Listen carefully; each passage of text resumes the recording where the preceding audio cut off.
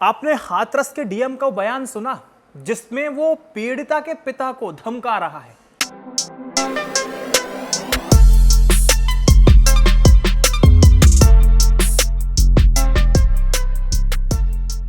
नमस्कार।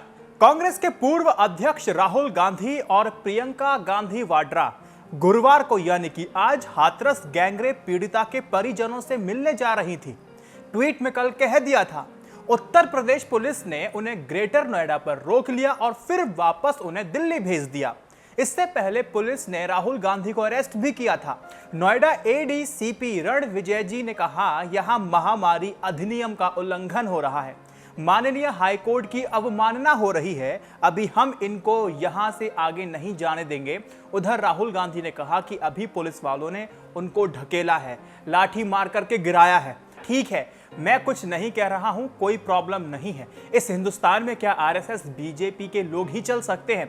क्या आम आदमी नहीं चल सकता? क्या इस देश में नरेंद्र मोदी ही पैदल जा सकते हैं? उधर इस दौरान प्रियंका गांधी ने कहा कि महिलाओं की सुरक्षा की जिम्मेदारी योगी सरकार को लेनी चाहिए। जिस तरह से प्रदेश में महिलाओं के साथ अत्याचार दिन रात्रि बढ़ते जा रहे हैं, यह सब बंद होने चाहिए। यही स्थिति पिछले साल भी थी। पिछले साल तकरीबन इसी समय हम उन्नाव की बेटी की लड़ाई लड़ रहे थे। प्रदेश में हर रोज 11 रेप हो रहे थे। उधर जिला प्रशासन ने हाथरस में गैंगरेप पीड़िता के घर पर किसी को भी जाने की पूरी तरह से रोक लगा दी है। घर का इलाका बैरिकेडिंग करके पूरा सील कर दिया है। इसके साथ ही पूरे जिले में धारा 144 को लागू कर दिया गया है। इस दौरान मीडिया की भी एंट्री पर रोक लगा दी गई है। आपने हाथरस के डीएम का बयान सुना जिसमें वो पीड़िता के पिता को धमका रहा है, एहसान जता रहा है कि कोरोना से अगर तेरी बेटी मर जाती तो क्या तुम्हें मुआवजा मिलता? मिल गया। मीडिया के सामने बार बार बयान मत दो, बार बार बयानों को मत बदलो। अगर हम बदल गए तो आप अपनी विश्वसनीयता खत्म मत करिए। मीडिया वाले मैं आपको बता दूं, आज अभी आधे चले गए, कल सुबह तक आधे और निकल जाएंगे, 2-4 बचेंगे कल रात को, तो हम ही आपके साथ खड़े हैं। ठीक है? अब आपकी इच्छा, आपको बार बार बयान बदलना नहीं बदलना है, अभी हम भी बदल जाए कि नहीं।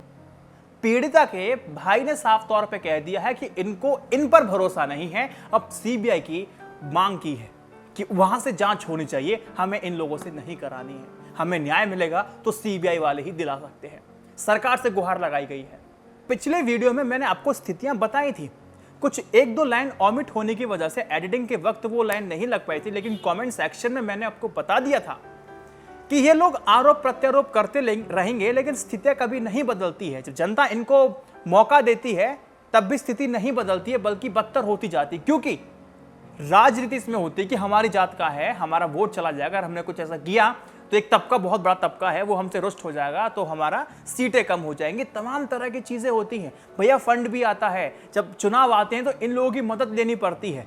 ऐसा नहीं है कि आप बहुत अलग ये सोचते हैं ना कि वोटिंग डेट होती है कि ठीक है व्यक्ति उठेगा घर से जाके चला जाएगा। नहीं, कई जगह पैसों के दम पर, खौफ के दम पर, डर के दम पर, प्रभाव के दम पर वोटिंग कराई जाती है। इसलिए स्थितियों को सुधारने के बजाय यहां आंकड़े हर दिन बढ़ते जाते हैं। चाहे मायावती की सरकार हो, चाहे अखिलेश यादव की सरकार हो, चाहे योगी आदित्यनाथ की सरकार हो, कानून शासन प्रशासन पे व्यक्तियों को भरोसा ही नहीं रहा। मैंने इंटरव्यू में आपको समझाया था, योगी आदित्यनाथ की सरकार आने के बाद जो गायत्री प्रजापति केस के जो मुख्य गवाह हैं उन तक को पुलिस आकर के धमका रही है, उन पर जान से मारने की धमकी दी जा रही है। 9 मिनट के बाद का जो वीडियो है आप जाके देख सकते हैं, लिंक डिस्क्रिप्शन में दे दूंगा। अब आम आदमी का भरोसा आखिर योगी आदित्यनाथ से लेकर के पुलिस वाले पर कैसे हो सकता है? कानून पे भरोसा रकीब साहब कैसे रख सकते हैं? आप मुझे बताइए ना। रख सकते हैं? तो यही तो चीज मैं आपसे जानना चाहता हूं। तो इसीलिए मैं कहता हूं आपसे कि ये लोग एहसान दिखाते हैं। इसमें गलती इन लोगों की है, इसमें गलती आप लोगों की है। अब मुझे बताओ कि हमारे समाज में ये सब केसेस क्यों बढ़ते हैं? इसके पीछे सिंपल सा लॉजिक है। एक तो नशा का बहुत ज्यादा हो जाना, लाचार कानून व्यवस्था का हो जाना, यानी कि फास्ट ट्रैक में अगर कोई भी मामला जाता है, निर्भया का केस ले लीजिए, 7 से 8 साल लग जाते हैं तब जाकर के न्याय मिलता है। लड़कियों को कमजोर किया जाता है।